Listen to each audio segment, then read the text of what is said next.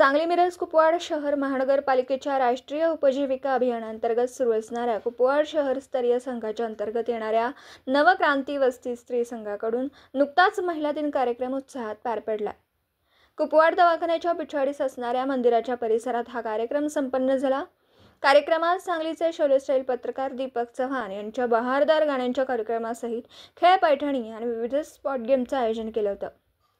सर्व खेळांमध्ये महिलांनी सहभागी होऊन बक्षिसं जिंकली।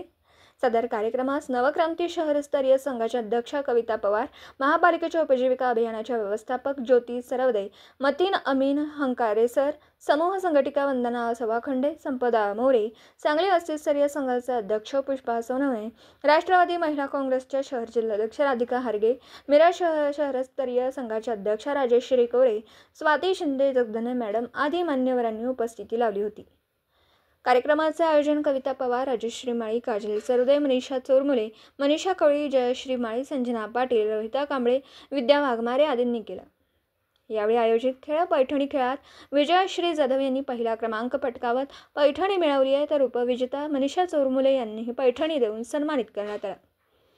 सुनीता चव्हाण याही उपविजेता ठरल्या, तर आरती पाटील, सुनीता करंबळे, सरस्वती माळी यांचा यशस्वी व्यावसायिक म्हणून तर नीता धुमाळ यांची एसटी सोसायटीच्या संचालकपदी निवड झाल्याबद्दल त्यांचा विशेष सत्कार करण्यात आला। कार्यक्रमाचे आभार काजल सरदे यांनी मानले। दीनदयाळ योजना राष्ट्रीय नागरी उपजीविका अंतर्गत नवक्रांती शहरस्तरीय संघामध्ये आज जागतिक महिला दिन साजरा करण्यात आला। त्यामध्ये दीपक चव्हाण यांचे शोले स्टाईल मध्ये आपण गेम घेतल्या होत्या। त्या विविध गेममध्ये महिलांनी उत्स्फूर्त प्रतिसाद दिला। त्यामध्ये आपण पहिल्या क्रमांकाची पैठणी आणि दुसऱ्या क्रमांकाची पैठणी ही ठेवली होती आणि विविध बक्षीसही महिलांना होती। आणि त्यापैकी आदिशक्ती एलेक्टमधील पहिला जयश्री जाधव यांनी पैठणी जिंकली आणि दुसऱ्या म्हणजे नवक्रांतीचे खजिनदार मनीषा चोरमुले यांनी दुसरी पैठणी जिंकली।